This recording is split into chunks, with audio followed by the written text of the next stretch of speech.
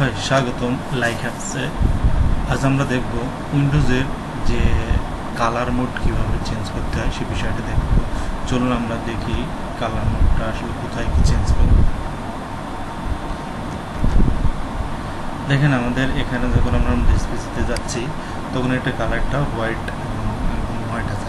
আমরা চাইলে এটাকে বিভিন্ন ধরনের কালার ডার্ক কালার করতে পারি বা অন্য কালার করতে পারি। সেক্ষেত্রে আমাদের যেতে হবে কালার সেটিং,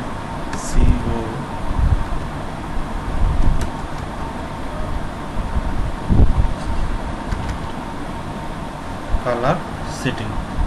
আমরা কালার সেটিংয়ে গেলাম।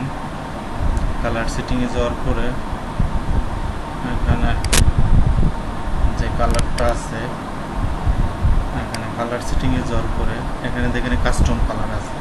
কাস্টম কালারটাকে আমরা যদি ডার্ক করে দিই তাহলে দেখেন আমাদের কি ডিসপ্লেটা একদম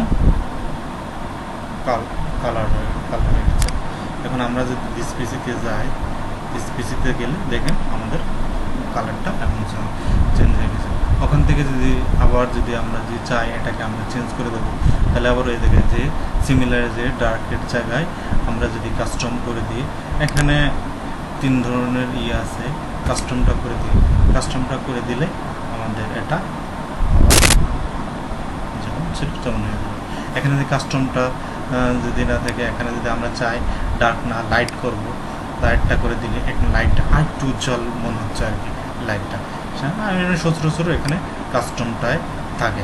কাস্টমে আমার এখানে বিভিন্ন ধরনের কালার চেঞ্জ করে আমরা দেখতে পারি। কাস্টমের যে এক একটা যে কালারটা দিব সেই কালারটা এখান থেকে চুজ করে দেবো।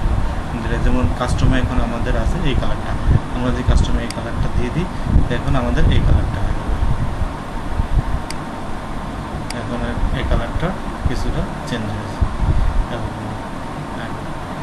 এখানে আমরা এই কালারটাই প্রিফার করব।